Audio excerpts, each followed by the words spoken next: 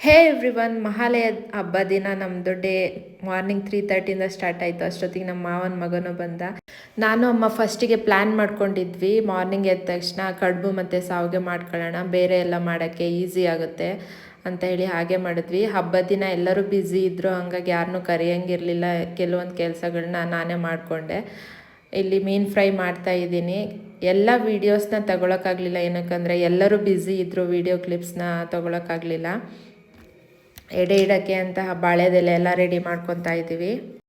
ನಾವು ಕರೆದಿರೋದ್ರಲ್ಲಿ ಸುಮಾರು ಜನ ಬಂದಿರಲಿಲ್ಲ, ಏನಕ್ಕೆ ಅಂದರೆ ಎಲ್ಲರ ಮನೇಲೂ ಭಾನುವಾರನೇ ಹಬ್ಬ ಇಟ್ಕೊಂಡಿದ್ರು, ಹಾಗಾಗಿ ಜಾಸ್ತಿ ಜನ ಬಂದಿರಲಿಲ್ಲ. ಇರೋಷ್ಟು ಜನದಲ್ಲಿ ಎಲ್ಲರೂ ಮಾತಾಡಿಕೊಂಡು ತುಂಬ ಚೆನ್ನಾಗಿ ಟೈಮ್ ಸ್ಪೆಂಡ್ ಮಾಡಿದ್ವಿ. ಎಷ್ಟು ಬೇಗ ಅಡುಗೆ ಮಾಡಿದ್ರೂ ನಾವು ಎಲ್ಲರಿಗೂ ಊಟ ಕೊಡಬೇಕಾದ್ರೆ 3 o'clock ಆಗೇ ಬಿಡ್ತು.